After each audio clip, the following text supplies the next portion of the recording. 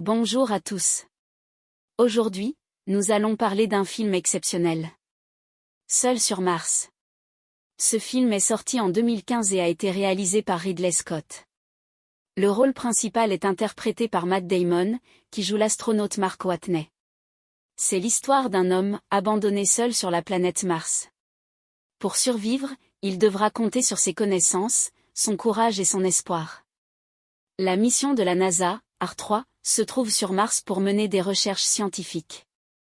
L'équipage collecte des échantillons, étudie le sol et l'atmosphère. Tout se passe bien, jusqu'à ce qu'une violente tempête de sable se déclenche. Le vent est puissant, la visibilité est quasi nulle, et la structure du vaisseau de retour risque de basculer. La capitaine décide d'annuler la mission. Tous se dirigent en urgence vers le module de lancement. Soudain, un morceau d'antenne percute Mark Watney et le fait disparaître dans le brouillard de poussière. Sa combinaison ne transmet plus de signal vital. Convaincu qu'il est mort, l'équipage décolle, le cœur lourd, pour rentrer sur Terre. Mais Mark n'est pas mort. Il se réveille, blessé et seul. Il réalise qu'il est complètement isolé. Aucun moyen de communication. Pas de renfort. Des rations limitées. Mark est botaniste de formation. Sa spécialité, faire pousser des plantes dans des environnements extrêmes. Il soigne ses blessures, puis calcule, la prochaine mission habitée sur Mars n'arrivera que dans 4 ans. Il doit trouver comment survivre jusque-là. Il a une idée. Il utilise la terre martienne, des déchets humains et les restes de ses rations pour cultiver des pommes de terre. Une petite ferme naît à l'intérieur du module d'habitation, son seul espoir. Des semaines plus tard, la NASA remarque des changements autour du campement grâce aux images satellites. Mark est vivant.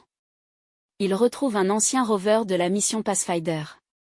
Après avoir réparé l'antenne, il parvient à établir un système de communication rudimentaire avec la Terre.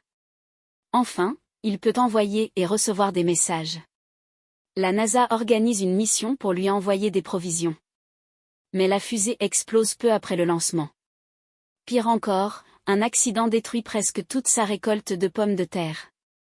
Les vivres s'amenuisent dangereusement. La NASA collabore avec l'agence spatiale chinoise pour concevoir un plan risqué. Mark devra rejoindre un autre module de lancement, R4 MAV. Son ancienne équipe fera demi-tour pour le récupérer dans l'espace. Mark entame alors un voyage périlleux à travers Mars. Des centaines de kilomètres à parcourir, affronter les tempêtes de sable, dormir dans le rover. Après plusieurs jours, il atteint enfin la base de lancement d'R4. Pour alléger l'engin, Mark retire plusieurs composants. Le décollage est brutal.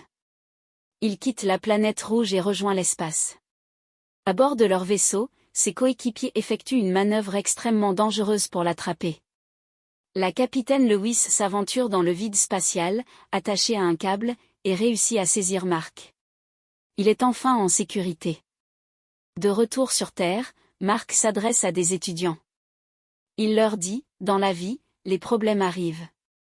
Tu en résous un, puis un autre, puis encore un autre. Quand tu as réglé assez de problèmes, tu rentres à la maison. Seul sur Mars n'est pas seulement un film de science-fiction. C'est une leçon de persévérance, d'intelligence et d'espoir. Il nous rappelle que, même dans les situations les plus désespérées, la connaissance et la détermination peuvent accomplir l'impossible.